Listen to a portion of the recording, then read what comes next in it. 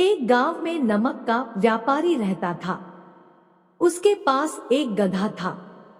व्यापारी रोज अपने गोदाम से दुकान तक नमक ले जाने के लिए गधे का इस्तेमाल किया करता था। वह नमक को बोरी में भरकर गधे की पीठ पर लाद देता और उसके साथ साथ चलता हुआ दुकान तक आता था।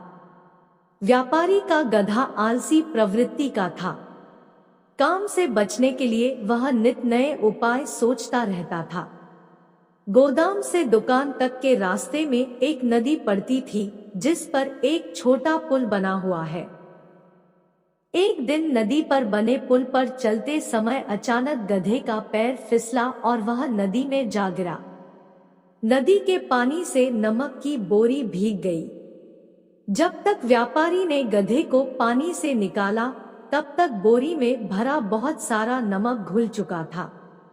गधा जब चलने लगा तो उसे बोरी का भार बहुत कम महसूस हुआ और वह खुश हो गया। उसने सोचा कि अपने ऊपर लदा बोझ हल्का करने का ये बहुत बढ़िया तरीका है। अगले दिन वह जानबूझकर नदी में गिर पड़ा। नमक पानी में घुल जाने से बोरी का वजन फिर कम हो गया। उसके बाद से वह हर रोज ऐसा ही करने लगा। रोज रोज गधे की ये हरकत देखकर व्यापारी उसकी चालाकी समझ गया। उसने गधे को सबक सिखाने का फैसला कर लिया और अगले दिन बोरी में नमक के स्थान पर रुई भरकर गधे की पीठ पर लाद दिया। रुई हल्की थी। इसके बाद भी आलसी गधे ने सोचा कि क्यों न रोज की तरह नदी के पानी में गिरकर इस वजन को और कम कर लिया जाए। इसलिए वह जानबूझकर नदी में गिर पड़ा। लेकिन इस बार बोरी में नमक नहीं बल्कि रुई थी।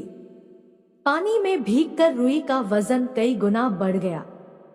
गधा जब उठकर चलने को हुआ तो इतने भारी बोझ से उसका बुरा हाल हो गया। उस दिन के बाद से उसने कभी आलस न करने का निर्णय किया। सीख: एक, आलस का फल कभी न कभी मिल ही जाता है।